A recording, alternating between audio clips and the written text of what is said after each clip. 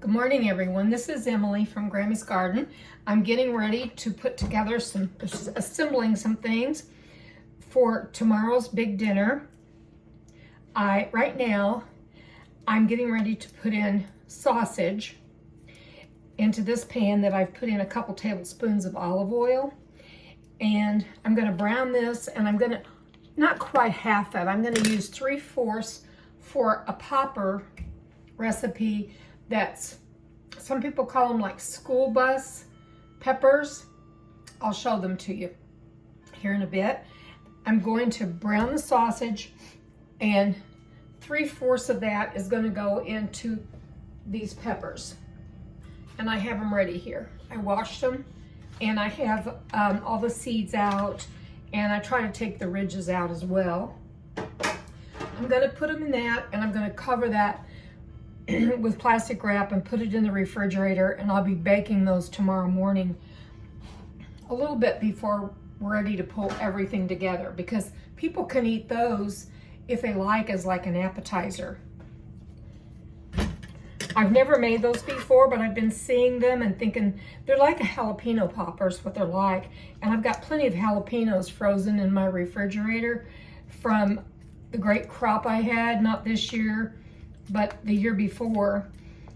Amazing pepper crop. It was just the year for them. So this sausage is just, it just says pork sausage with ham and tenderloin portions. What I'm going to do with the rest of it, like I said, I'm only going to use 1/2 to 3/4 of it. With the rest of it, I'm making 1 pan of dressing or stuffing, which I'll make. It's kind of like my mom would make. I'm probably changing it up a bit because I remember how her dressing was so good, and she always baked it in the oven, and she didn't use, when I was a child, she didn't use any of the store-bought brands of dressing mix. There was none. So that's kind of a funny thing to think about. I gotta wash this pork off my hands real quick.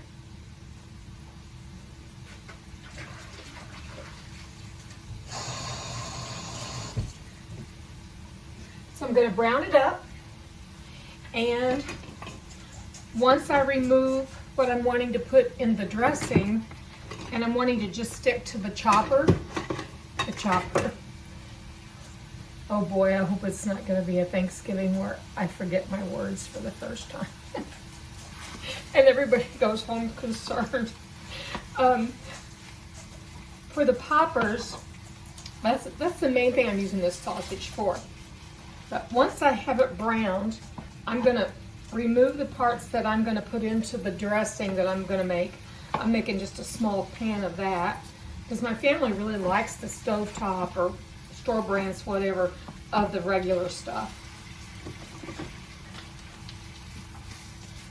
So I'll take that, probably 1/3 of it, and use it for the dressing since it's going to be just a little 9x9 pan. And the dressing would be fine without it because I'm going to be sauteing other things to go in it. But this I will put in, once it's browned, I'll put in cream cheese. And I'm going to estimate how much I want by the texture, how creamy it is. But I'm thinking with 3/4 of, this probably was a pound of sausage, with 3/4 of that, I'm probably going to use a little over, I'm looking at my cream cheese, a little over 1/2 to 3/4 of a block of cream cheese, or I may use the whole thing. I did prepare this year and had plenty of cream cheese on hand, and even bought some at the store when I shopped. I made something this week I wish I would have shown you all. I know it's going to be delicious. I won't cut into a dessert that I've made prior to people being served, but I did take a pecan out that was along the edge of it. It is a pecan chocolate pie. And I've been seeing people make it, and I thought, oh, it just looks delicious. So I'm hopeful it's delicious. It's going to be the dessert I go for. And I have a quite large pumpkin pie that I got from Sam's Club. I have so many sweet potatoes. I thought about making a sweet potato pie. Seriously thought I was going to do it. And then not everybody in my family really likes it that much. I love it because I think it's got a more depth. I think the sweet potatoes give it more depth than pumpkin does.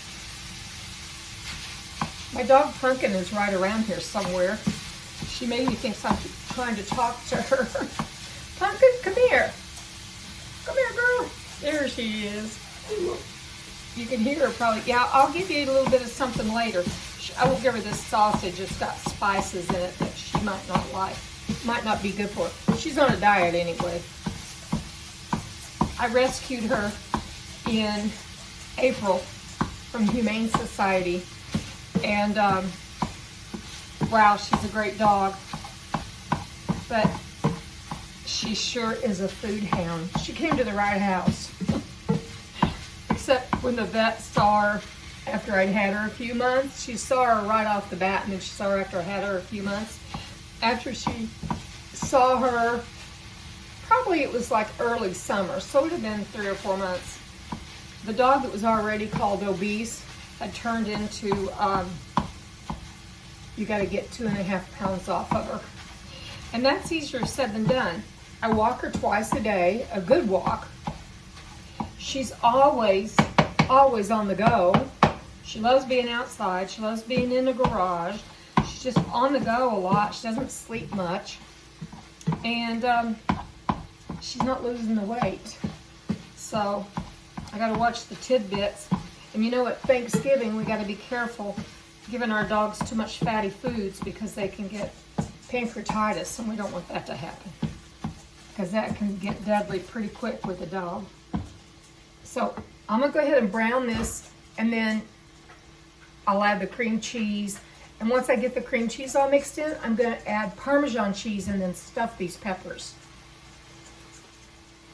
I've got this much, which is probably half a cup, 3/4 of a cup. I'm going to put a little bit more to go in our dressing. I think my granddaughter told me that she'd like to have some, so she'll be eating it with me. I'm sure other people will sample it too, but I'm going to have the other. I think I'm making a cornbread dressing. It's the kind I bought at the store. Okay, so in goes the cream cheese.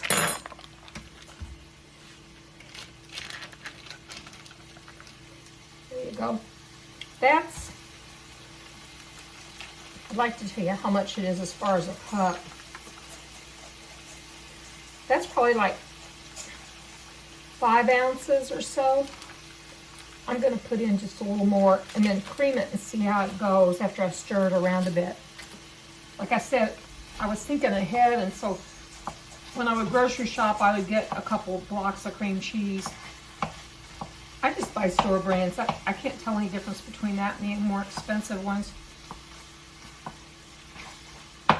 And I'm sure many of you are thinking similarly to what I am about how things cost this year. The turkey was the cheapest.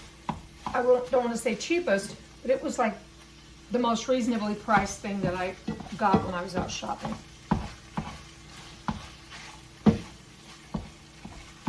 So this is looking nice and creamy. I got to get it thoroughly blended. And then I'm going to put the Parmesan. Now I did taste this pork, and it's pretty salty, so I don't want to have a lot of cream cheese. Excuse me, a lot of Parmesan cheese because I don't want it to be real salty for us.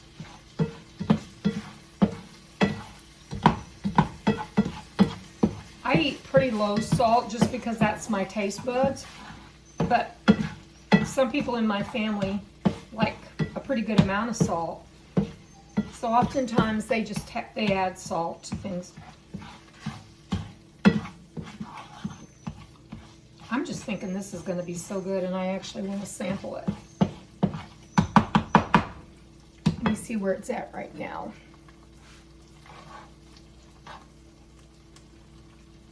See, that's really good by itself. Now I gotta get a drink of water. I'm looking outside at my garden. I got my water. My garden still has turnips growing in it. Our cold front that will probably be the one that cools us down for the winter now moved through last night. We had high winds. They weren't storms, just straight line winds. That moved through. One time I heard the house kind of shaking a little bit. And then when I went to walk the dog this morning, the wind chill was 17 degrees. So I decided we'll go this afternoon and we'll just do a little bit longer walk. So I got my Parmesan here, and I usually just buy the grated. I know it's got cellulose in it. It doesn't emulsify as well, or it doesn't cook as well, but I really have a budget, and that fits my budget. Buying a beautiful block of Parmesan and shredding it is a beautiful thing, but not this year. Besides, this is melting. It's not looking like something that isn't going to be okay. That's the thing I hear about cellulose mostly, is that it just that's added. First of all, I don't want to be eating it. To be honest, I don't want to be eating it. But once a year, sometimes I do buy this type and put it on like Italian dishes as well, lasagnas and things like that. So I'm going to get the peppers and we'll stuff these. Okay, I want to show you the product there. I'm getting ready to cover it with foil and put it in the refrigerator in my garage. So I ate one just plain without it being baked yet, and they're delicious. Okay, I have those in the fridge. I guess I'll just call them poppers. And I'm going to put some olive oil, a little more than a couple tablespoons. And I'm going to put some butter. I'm getting ready to saute the vegetables for the dressing I'm going to make. And that's about a tablespoon. I want to be sure there's plenty. There we go. I've got lots of butter out here on my counter. Softening, this is like for tomorrow. Because I like to mash the potatoes on the day that we're eating. It's just my preference. And mashed potatoes is a big deal at my house. I make them quite a bit, actually. If you live in central Missouri, or Missouri at all, I grew up in the Missouri Ozarks, which is southern Missouri, near the Arkansas line. Down there, we have mashed potatoes a lot, but you know, we ate potatoes in just about any way you could eat them. A funny story about Punky, for those of you who've watched her in the garden. You know, she picked her own fruit this summer. She picked her own strawberries. And she did grab a potato that I'd laid aside that had come to the top, and I was going to bring it in and eat it. But the other day, I have some of my small potatoes. They're probably like that big, and they're getting eyes on them already. So I've got them really dark, in a dark place, where I thought she wouldn't be interested. I saw her chewing something. I thought, what is the dog chewing? What on earth? She was chewing a potato. So she had nicked one of those about that big, and she had it almost all gone. So you know when I say a food hound, I'm talking about a major food hound. So I'm going to get the celery, the onions, and I don't think I'll put carrot in it. I think I'll just do a celery, onion, and I'm going to go out right off my patio. I've got my sage growing that's been there. This is the second year for it. Even though we get -degrees Fahrenheit, the sage comes back. So that's a great thing. So I'm going to get that and get that chopped up.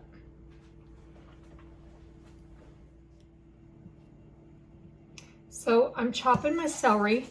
This is celery I bought from the store. My celery that I grew, I didn't grow any this year because I had so much in the freezer. The texture of it isn't what I want. I want a little crunch in this still. And the texture of that that's been frozen gets kind of on the mushy side. And it's great in stews and soups and other, it can be really good in other things too if the texture is not a big piece of what you're eating. So this is from the store. I hate doing that, you know, when you've got your own stuff in the freezer. I'll be using my own jalapenos for a jalapeno cranberry dish. I had a bumper crop of peppers, not this year, but the year before last, and they're so good in the freezer. I've used several different types, not just Bell. My knife's not doing such a good job. I like to get the little leaf part too. And I'm gonna hand Punky a piece here. Punky, you may have to say hello to people before we get done with this. I'm gonna give her an oblong piece so she can really chew on it without choking. Easy, take it easy, take it easy. This dog is well-mannered except when it comes to food. I've wondered how did she end up as a stray in the Humane Society, and she had a buddy running with her, you know, another dog. And I went and looked at both of them when I saw them come up online because I really didn't want a great big dog. I wanted a good-sized dog. She's got a ferocious bark. I like that. And she doesn't put up with any funny business. I mean, she's a cautious dog, and once she got to know my family, she's in love with them. So I'm gonna put all of these in because I decided to put some extra nutrition in that the rest of my family's gonna eat, and some of my family will eat this too. Now, this onion is from my garden. My keeping onions this year, I grew candy. And I really like this variety a lot. They're sweet, but you know that you've eaten an onion if you eat it raw. And I don't mind that. I kind of like raw onion. Isn't it interesting how what we grew up on, or how we grew up, really affects us, even like at my age. I'm going to be 77 in March, and at my age, I'm like pretty well, every year I see myself kind of revert back a little more to the way it was when I grew up in the Ozarks. And there's times when I watch homesteading channels and I think, oh, I wish I'd chosen that life path. But at this point, I'm just grateful to be here. That life path isn't easy for those folks. I know that for sure. But being an RN wasn't easy either. I'll just leave it at that. I'll just leave it at that. But I loved my clients, my patients. When I started nursing, they were not called clients. They weren't considered a consumer, because back then it was like, my first nursing job was a nurse's aide, and that was in 1967 or 68, 67. And then I went from there to LPN school, and then I went from there to RN school. And I did it like back to back to back to back. And I saw what everyone had to deal with from every aspect. I worked labor and delivery the first 10 years or so of my nursing. And then I did mainly psychiatric nursing. And I loved them both so much.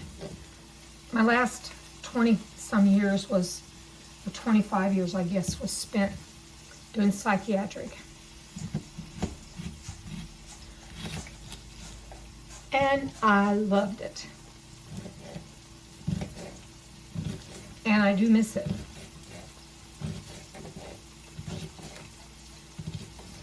But there comes a time in our lives when we go, you know, I don't know if I can do that anymore.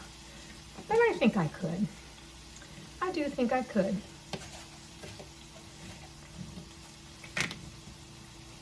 I noticed as I got older and I was nursing, you know, older, that I don't know this video is not about that, but my channel, if you look at my channel description, it says an older RN, not just a gardener, and someone who preserves foods and tries to eat healthy, clean foods. But it also says that I tell stories about the Ozark Mountains, and I also talk about nursing. And I think I'm going to be doing quite a bit more of that this winter, actually sitting down and just talking about some ways of growing up. Like I grew up, my grandparents, they didn't call them homesteaders then, they just called them farmers. But my grandfather was a horse trader, and he farmed his land. And my grandmother, they worked morning to evening. My other grandmother worked as a doctor's assistant. And I mean, she was like his right hand. And I think that probably that affected me, because I knew that grandma was doing that. But my grandparents that were homesteading, they had no running water. Their house had no insulation. It was just straight up and down boards. If you look up, I'm going to go off camera one second. If you look up like the Missouri Ozarks and go to the Shannon County area and look up like the timber industry in the early 1900s, and you'll see how they built those railroads. Those railroads did almost the same thing as it happened in the coal mines, where they built the houses their workers lived in. And that may sound great, but can you imagine living in a house that your boss owned? But anyway, there was a certain style. Instead of the boards being horizontal, like when you think of an old cabin, and my grandparents' place, believe me, was like an old cabin. It had a lean-to on the back. Excuse me, I got a little bit of a drippy nose with breathing this stuff. My grandparents' place, there was no running water. There was a wood stove in the living room, which also served as a bedroom. And there was the wood stove in the kitchen that provided a lot of heat. And it sounds so cozy, doesn't it? And so wonderful. And as a child's memories, it is wonderful. But I also remember watching my grandmother during hay season, and she would be doing all of her other things. She kept lots of chickens, lots of them, lots to eat, lots to lay eggs. And she did lots and lots of gardening and food preservation. And I remember watching her in the dead of summer, and I was probably like 7 or 8 years old. And I'm going to turn this up a bit. It's so aromatic. I wish you could smell it. But I was watching her, and it was probably 100 degrees outside. That's not exaggerating, because it was like late July or August. And she was working over that wood stove, cooking 2 days in advance to prepare food for all the neighbors that would come down the holler and help with the haying. And the men always ate first. And they were out there doing the work. But even as a little girl, and I've written about this, that's how much it impacted me. Even as a little girl, I watched my grandmother prepare food in that heat. You couldn't even turn, there's no air cold. I remember when electricity went up the holler. They didn't have electricity for a long time, no phone. So when the electricity came, it was a big thing. But watching Grandma in that heat and cooking, and then sitting back and waiting for the men folks to eat, and then she cleaned it all up. And she probably had my mom with her or somebody else to help. I don't remember her ever asking us to help do dishes. But, as a kid, that impacted me enough that when I went to college, I actually wrote a paper about that and said I would never do that. And now as I got older, in the last probably 10 years, I've yearned for that lifestyle in a way. And maybe that's just a nostalgia thing. But I really, really watched my grandma work like that, and it was not easy. Not at all. Well, the onions are getting translucent. The celery's looking good, and like I said, I don't mind it having a little crunch. And I'll let everybody know, okay, this pan is the pan. I'm gonna go off camera again. It's just, I do all my camera, as you can tell. I do all my camera, I do all my editing, and I upload all my videos. See, I started to say film. That's a sign, isn't it? So you're not going to have like a production quality here. So here is turkey broth that I canned last year, and it says 1, 2 of 25. And I'm going to put that in it. To be honest, I would rather keep this on the shelf and use some turkey juice from tomorrow, but I want to get as much done as I possibly can. Because I'm a person who would like to sit down and enjoy everything with my family, and they would like for me to sit down and enjoy it with them. And I'll have so many offers for help. I already have. My daughter's bringing food. My oldest son is bringing food from a store. That's good. And it's got quite a bit of fat in it, you can tell on the top. But that collagen that's in here, that fat, is good for us. It's not a bad fat. So I'm going to pour some of this in there.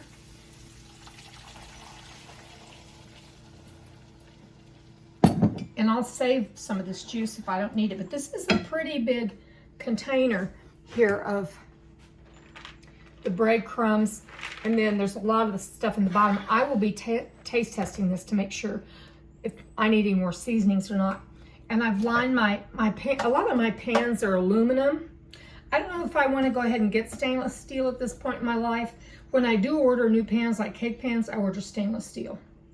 So I line them with paper, parchment paper. And if you all know that that's not really a good way for you health-wise to do that, will you let me know?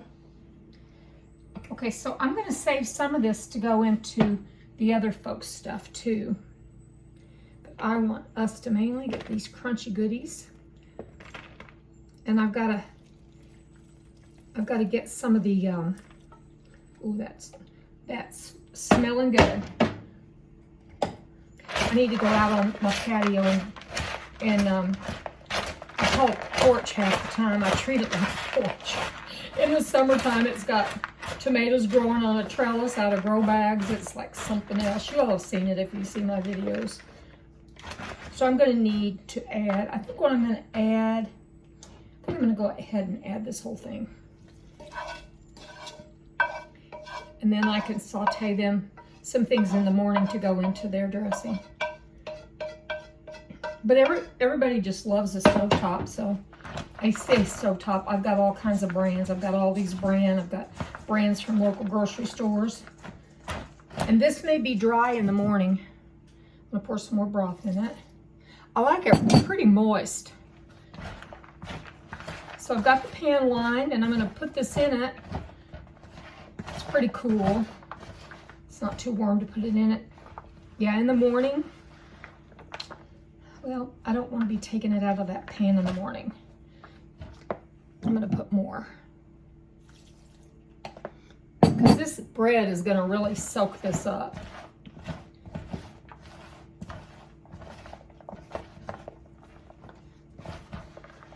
If you all watched my last video of me planting garlic and worrying about is it too soon, well, guess what?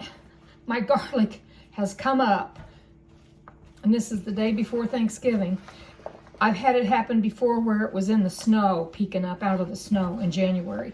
So it didn't affect the bulb size. It didn't affect any of that. So I'm thinking it'll be just fine. Okay, now I'm going to take a bite.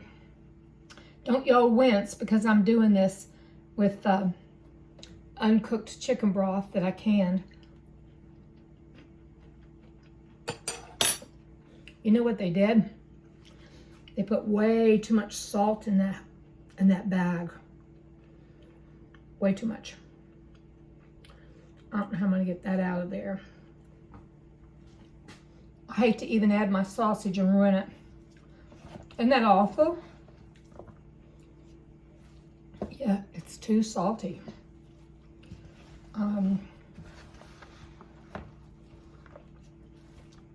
It's a shame when you've got all that product. Maybe it's just a bite I took, but man, is it salty. I mean, it's salty enough that people will have swollen faces. I don't want that.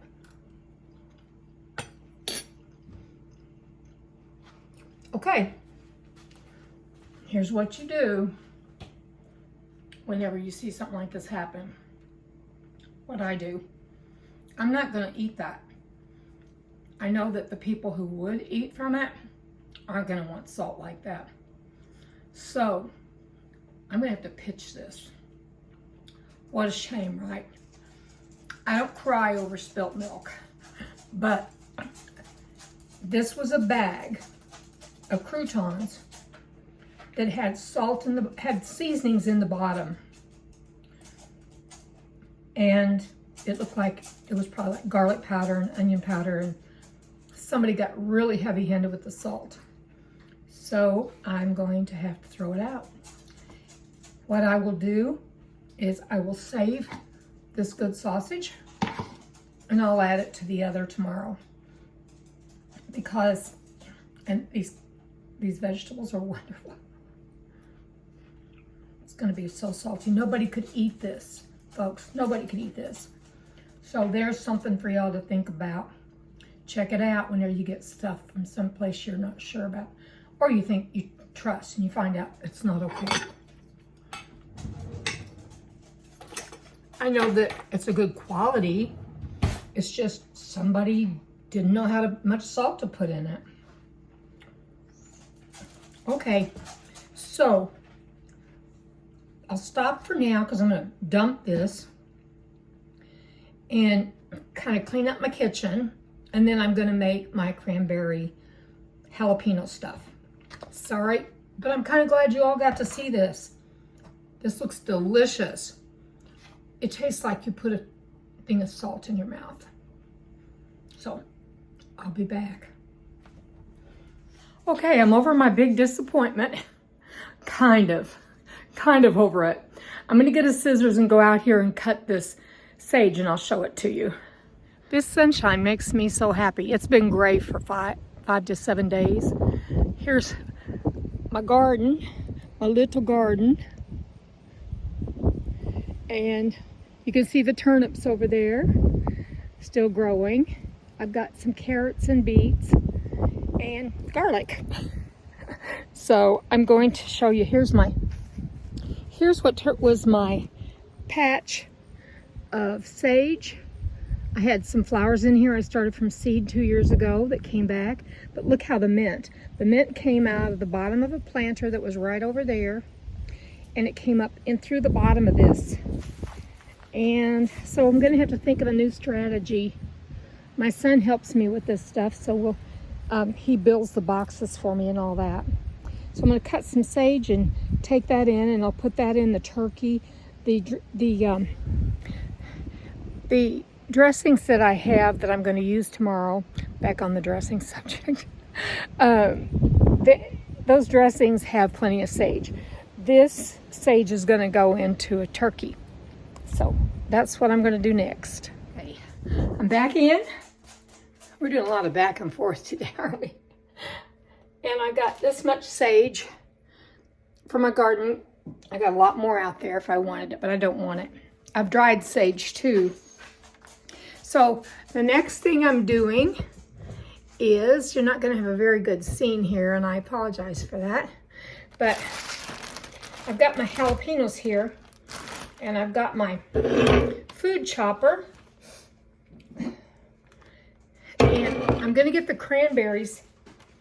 I've got fresh cranberries, so I'm going to get them out. My dog's trying to get potatoes.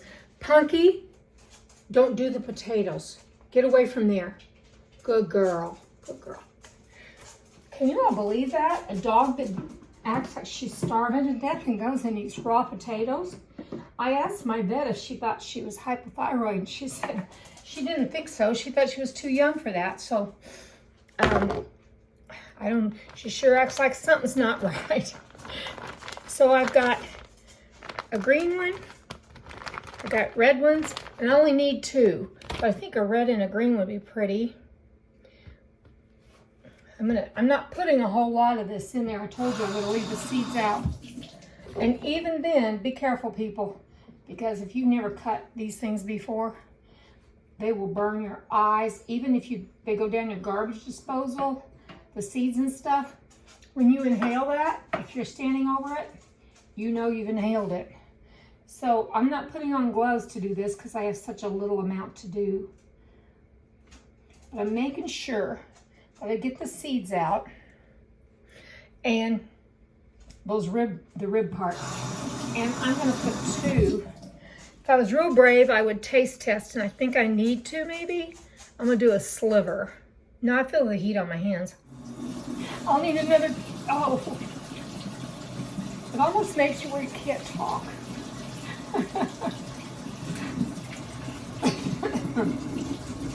Wow.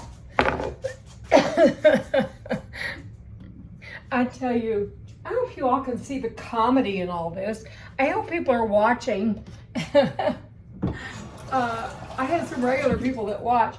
If they're watching, they're going to go, wow, Emily's having a bit of a day before Thanksgiving problem. That's a hot little jalapeno. I'm doing 1. I better put it back. I'm putting them back in the pack. I had them in one of these packs, and then I double them up. I try to protect them so much. Sometimes I just have to laugh. I don't always laugh, I'll tell you. Believe me, I don't always laugh.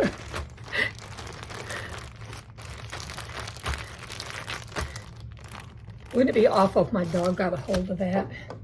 So I am going to put it in this. I'm going to get the cranberries out, and I'm going to trust this is all going to work out for the best. And I got to be sure none of this juice drips on the floor, because she'll go lick the floor. I mean, really. But, you know, I don't believe in teaching dogs by allowing things like that to happen, because my dogs are kind of my best friends a lot of the time. And I appreciate what they do for me. I'm gonna wash this thing really, really good, because I don't want any of that to show up, especially for people who can't tolerate heat. That'd be awful. I wash a lot of dishes by hand. I have a dishwasher, but I don't know, I don't really mind unless I start having achy legs. So I'm gonna get the cranberries. Okay, got the cranberries. Part of the bag is gone because I like to make homemade cranberry sauce, your own made. I mean, how easy is it? You boil a cup of water and a cup of sugar until it's all combined, like the sugar's all dissolved. And then you put in, I think it's 3 cups of cranberries that you've washed really well, which is what I'm getting ready to do. And I don't have to measure for this recipe, but when I'm making the cranberry sauce, I do. And I'll show you the outcome. It's really pretty. I wish I'd bought an extra couple bags. I don't think it was last year, I think it was the year before. I couldn't find any. I mean, once it was the holiday, even into Christmas, I couldn't find cranberries. But you just boil them until I boil mine gently, stirring them for 10 minutes. Hold on, I'm gonna get the cranberry sauce. Show it to you. It made a full pint and a little bit in the bottom of a jelly jar. And I ate that day. Here it is. It's beautiful. I love it. I'll show you the texture of it too. This didn't seal, did it? No. The texture of it, you know, it's like, it's a jelly. It's got so much pectin in it. You don't, if you were making this for jelly to give to people, you wouldn't have to worry about putting pectin in it at all. Because believe you me, this stuff really gels up pretty fast. And I stick it in the refrigerator for safety because I'm not canning it. If I was canning it, I would water bath can it for however long it says in the instructions, and then I would go on with that from there.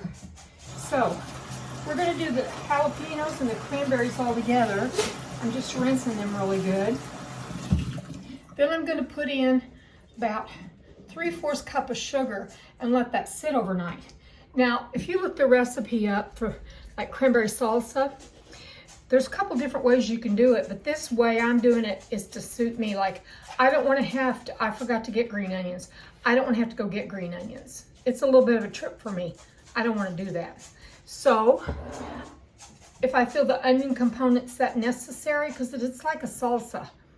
But the two of us that like to eat it, maybe a third likes to eat it, we'll just eat it and not worry about whether it's got the onion in it or not. Some people put cilantro in it, but my family's one of those families that cilantro tastes like soap, and that's a hereditary thing. We can't help it. Don't care if we help it either. But sometimes when I'm eating at a place that puts cilantro and stuff automatically, it really changes the flavor for me. Okay, so this is gonna be loud. And I'm just gonna give it a nice chop. I wanted you to see about the size of the chop I want. Sorry about my arm in your way. Let me check the texture. I want it fine, really fine, because I want that sugar to get into every bit of that. What really helps if it has a little more heat than I want, get down here where you can see me. What really helps is you've got, like, I'll whip up cream cheese, 3/4 of a block or so, and then I'll put crackers that we like around that, and then we'll just dip. And 2 years ago, my youngest son and I just kept going and eating that because that's how good it was to us. This year, I might have more people that are willing to, that are wanting to try it. I need to get a little spoon. This is going to be a long video for you all. These, when you put sugar on them, it'll macerate, like it'll start breaking, it'll start getting soft. And the juices, it'll pull the juices out of these cranberries. I love cranberries. I think they're an underrated vegetable, or fruit. Are they a fruit or a vegetable? I think they're a fruit.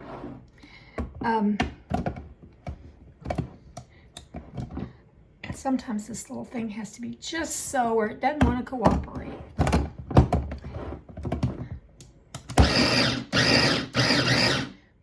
I'm going to turn this off so you all I got it like I wanted it. And I'm going to put it in a tightly sealed container.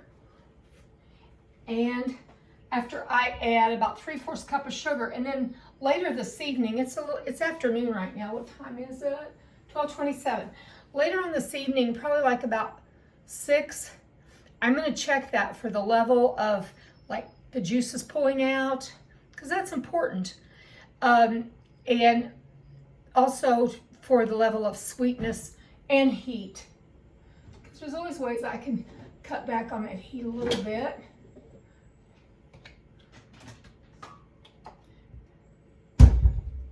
I'm storing it in my very best.